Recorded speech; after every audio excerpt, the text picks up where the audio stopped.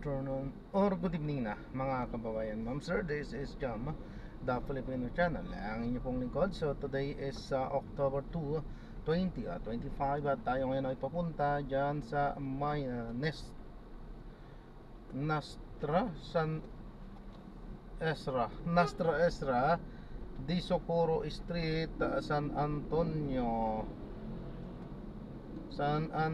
Parañaque. At dadalhin po natin yan sa may Comfy Inn Manila, sa may Tosoro Building, sa may A. Mabini Street, Barangay 668, Malate, Manila po yan. Okay, so magbabalik po tayo mamayang onte po. Pag nakuha na po natin sila, disclaimer lamang po, ang content po natin ay kalsada at hindi ang passenger. Kaya nga naman, sakali man po na may marinig kayo, mga pangalan ng lugar, pangalan ng tao, pangalan ng organisasyon sa government or private man yan, ay wala pong kinalaman ng channel na ito at wala pong pinapatungkulan. Lahat po ng pinag-uusapan dito ay pawang dito lamang po yan sa loob at wala pong pinapatungkulan sa labas. Okay po, so magbabalik po tayo mamayang onte pag nakuha na po natin itong ating susunod na mission. Malayo pa, 2.1 kilometers pa ang layo natin. Kaya ayan, habang tayo ay nagta-travel patungo doon ay makinig tayo ng mga nagbabagang balita at mga talakayan. Wait, so saan na lugar ba itong sinasabi natin? San Remilio, o gaano kalayo ito? Dun sa Bogotse. Hindi niya itong San Remilio, medyo malapit sa niya itong halos 30 minutos lang yung biyaya namin simula Bogotse City hanggang dito. 6 point something sa Metro Manila. Yes, at maganda po yung tanong niyo kasi yung 7 point malaki, yung 6.5 mas madaling abutin. Sabihin, yung mas maliliit na lindol, mas mataas ang posibilidad na mangyayari. At isipin nyo, ano ba ang tambahan na magnitude 7.2 at 6.5? Pagdating sa 8 ba o casualty? Oo. Oh, yeah. Kapag 7.2 sa Metro Manila lang, mga 30,000, 32,000. Kapag 6.5, mahigit 20,000. Ano lang po yung magnitude? Ang mamamatay. Casualties. Casualty. Oo, opo. Pero kasi po yung secretary na banggit nyo, yung paghahanda, so depende sa lakas po, ano. Sabi nga nila, wala namang namamatay, nasasawi sa mismong earthquake. Namamatay kasi natabunan ng building, natabunan ng landslide, yung mga ganun po, ano. Doon po na major causes of death pagdating sa mga earthquakes. So ano po, bilang kayo po na matagal nyo na pong inaral itong mga geological phenomena po na ultimately nangyayari po sa kahit anong parte po ng mundo, what is the recommendation for us to be prepared build sa mga buildings, infrastructure po natin? Pati sa mindset na rin po siguro. I think the best example is of course Japan, di ba? Mga bata pa lang yung mga estudyante nila doon, tinuturuan na sila na yung mindset nila ay always be prepared. Tama po ba, Secretary? Tama po yun. Tama po yun. Kahit nahihirap Huwag na. community sa buong mundo. Hindi nakapokus sa akin. Pag-tulisip po sila. Bibili sana ako ng money, ayaw lumungon sa akin yung tindero. Di wag na. Pwede tayong gawin Sayang. na ibahin. Ayan ang ating ginawang bahay. Nakuha sana siya ng customer niya. At magsanay 50 pa namang bibilihin ko sana. ay tama ang ating kilos kaya marami tayo nag-earthquake rin. Kailangan din magsunati rin. Ibig sabihin, kahit lumindol ng malakas, Opo. pero yung ating bahay ay itinayo ayon sa building code. Tama ang materialis, tama ang disenyo, tama ang paggawa, pulido workmanship. Yung kasunod naman na mas malamang kapag nandun tayo sa loob ng matibay na lugar at bahay, walang mangyayari sa atin. Ay pagkatrap, ibig sabihin, the best possession sa mga pag-lindol ay necessary. Opo. Pero attorney, secretary, ang nakakatakot, diretsuhin na natin, yung ikaw ay nasa LRT, nasa loob ka ng LRT. Ay, oo, nasa labas ka ng loob bahay. bus, nasa ilalim ka ng Magallanes Bridge, Skyway, Alabang Bridge, yung mga malalaking mga mga tulay na yan ho ba, Secretary, can withstand a 6 point something earthquake? O kahit major earthquake na magnitude 7, as long as na-design niya yan ng tama, hindi yan mag-collapse. Ang mga tulay sa Metro Manila, inaral din yan. Kaya nga, merong mga matagal nang napapansin niya, may mga restoration na yung mga tulay. Ang isa sa mga tulay na kailangan natin ngayon ay yung Guadalupe Bridge, kasi napakaluma na yan. Oo, sa EDSA. Kaya nga, nakikita nyo, nagtatayo ng maraming tulay across Pasig River para kung ayusin ng Guadalupe, hindi masyadong apektado ang traffic. Oo, tama. Yung mga kalsada ho ba ay kaya hindi kaya mabiyak sa gitna, mabiyak mahaba, mahaba, kasi hindi naman kami nakakatakot eh. Tama po kayo, kapag minintol, ang mga kasada ay hindi ang vertical sila sa bahay. So may tendency po sa mga blocks na umangat.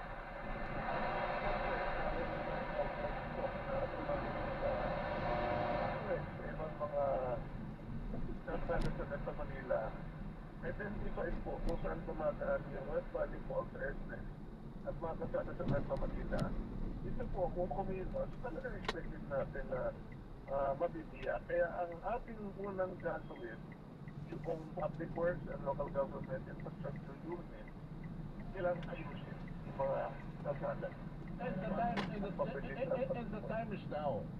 Not tomorrow, not later. Of course, sa mga building at mga tulay, mga skyway inspection at ayusin kailangan.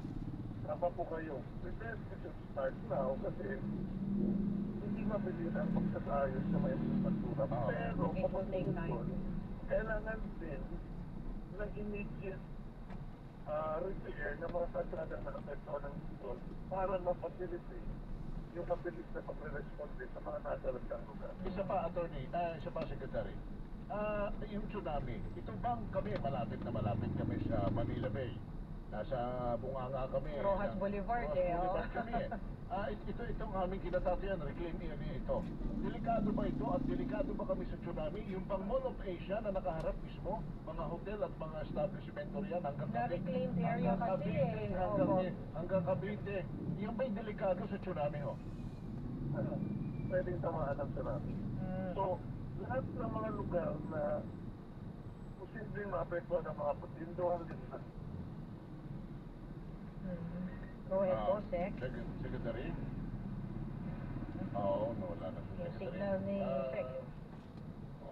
Kasi partner yung paghahanda, baka kailangan na natin magkaroon kasi kailangan sa May hindi Department of Disaster Risk Management. wala pa tayong NDRMC. yun ay nasa ilalim siyempre ng Department of National Defense. Sana magkaroon na nga ng Department of Disaster Resilience something. Para ho makatutok Wag disaster prevention and resilience. Dapat may prevention. of Disaster Prevention. Para may tututok ho at may mag-aasikaso sa mga ganito. Kasi sa napapansin natin, partner, parang mas kumago sa seasonal yung pagka... Pag may nangyari, saka lang mapag-uusapan ulit. Diba? Ayan, I think he's back. Yung tanong ko namin tungkol sa tsunami. Go ahead, Sec. Hello? Ayun po, you're back po. Yung tanong ko sa mga tsunami sa mga lugar, na kagaya nito, Manila Bay, Coastal Area, Cavite, Manila, Parañaque, delikado ba yan? Yes po, tukoy po natin kung aling mga coastal ang pwedeng tsunami na mapana po natin yan at yung expected tsunami height.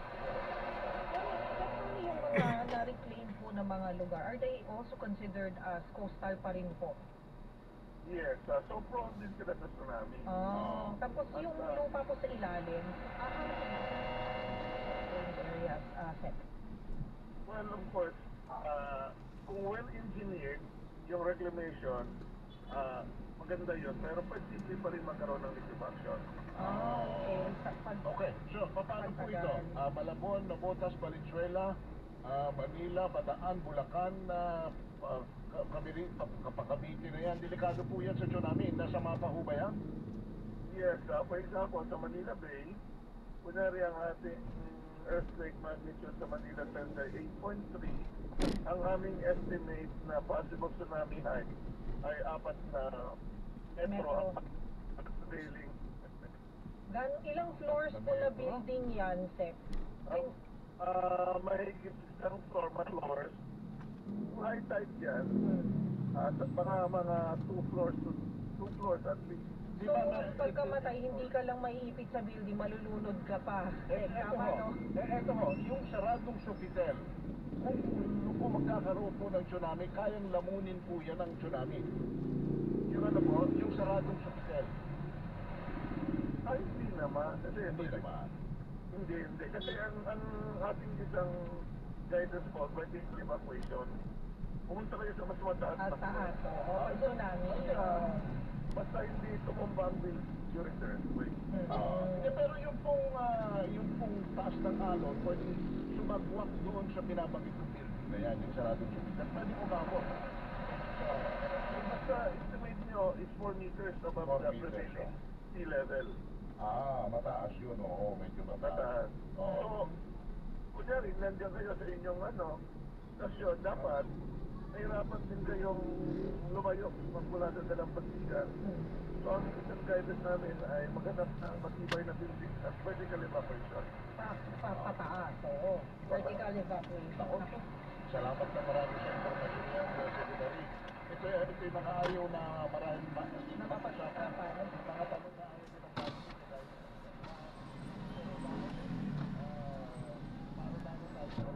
bago sa katotohanan na nangyayari po ito, Secretary. Tama po kayo. Papasalamat sa oras. Secretary, salamat po na marami, Secretary Solidum. Thank you, Sec. Maraming salamat. Thank you sa Secretary Renato Solidum. Na hindi rin po nagdadamo ng sagot kasi di ba partner, pagka ikaw ay takot, nakakabuhat ka ng rep eh. Kahit, di ba, ikaw, pag takot ka, nakakatakot ka kahit Rep, washing machine. kahit pasag na bubog, pag takot ka, dadamot Hindi mo mararamdaman. Ganun yun. Yung adrenaline. Kailangan natin Bingo Plus. Gambling is for 21 years old and above only. Gambling is prohibited. No risk found.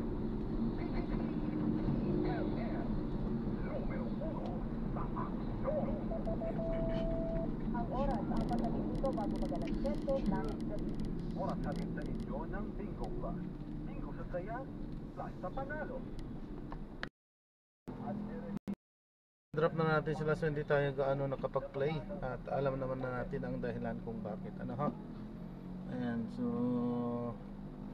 so maraming salamat po sa panonood hanggang sa muli po. Ingat at God bless po. Paalam po muna pansamantala, tayo ay gagawa na ng panibagong video sa ating susunod na mission. Paalam po.